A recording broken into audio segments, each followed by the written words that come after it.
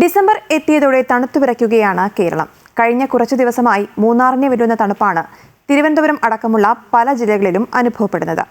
വൃശ്ചിക മാസത്തിലെ ഈ അതിശൈത്യം അപൂർവമാണ്. പകൽ താപനില കുറഞ്ഞതിനാൽ രാവിലെയും ഉച്ചയ്ക്കും കടുത്ത തണുപ്പാണ് അനുഭവപ്പെടുന്നത്. സാധാരണയേക്കാൾ 4 മുതൽ 8 ഡിഗ്രി വരെ കുറവ് താപനിലയാണ് തലസ്ഥാനത്ത് ഇപ്പോൾ അനുഭവപ്പെടുന്നത്. വിനോദസഞ്ചാരികളുടെ പറുദീസയായ മൂന്നാറിലെ താപനില മൈനസിലേക്ക് കടന്നിരിക്കുകയുമാണ്. വരും ദിവസങ്ങളിലും സമാനമായ കാലാവസ്ഥ തുടരാനാണ് സാധ്യത. മുൻപുള്ള വർഷങ്ങളെ അപേക്ഷിച്ച് ഇത്തവണ തണുപ്പ് വളരെ കൂടുതലാണ് അനുഭവപ്പെടുന്നത്, പ്രത്യേകിച്ച് മലയോര മേഖലകളിൽ.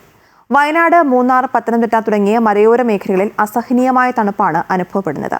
ലാനിന പ്രതിഭാസമാണ് ഇത്തരത്തിൽ തണുപ്പ് വർദ്ധിക്കാൻ കാരണമാകുന്നതെന്നാണ് വിലയിരുത്തൽ. ഒക്ടോബർ മുതൽ ഡിസംബർ വരെയുള്ള മാസങ്ങളിൽ ലാനിന പ്രതിഭാസമുണ്ടാകുമെന്ന് നേരത്തെ കാലാവസ്ഥാ ഗവേഷകരുടെ മുന്നറിയിപ്പ് ലഭിച്ചിരുന്നു. ഇതിന് പിന്നാലെയാണ് ഇന്ത്യയിലെ പല സംസ്ഥാനങ്ങളിലും ശക്തമായ ശൈത്യകാലം അനുഭവപ്പെടാൻ സാധ്യതയുണ്ടെന്ന് മുന്നറിയിപ്പ് വരുന്നത്. മധ്യകിഴക്കൻ പസഫിക് സമുദ്രത്തിലെ ഉപരിതല താപനില സാധാരണയേക്കാൾ തണുക്കുമ്പോഴാണ് ലാനിന പ്രതിഭാസം ഉണ്ടാകുന്നത്. ഇത് ലോകമെമ്പാടുമുള്ള കാലാവസ്ഥയിൽ മാറ്റങ്ങൾ ഉണ്ടാക്കുമെന്ന് കാലാവസ്ഥാ ഗവേഷകർ പറയുന്നു.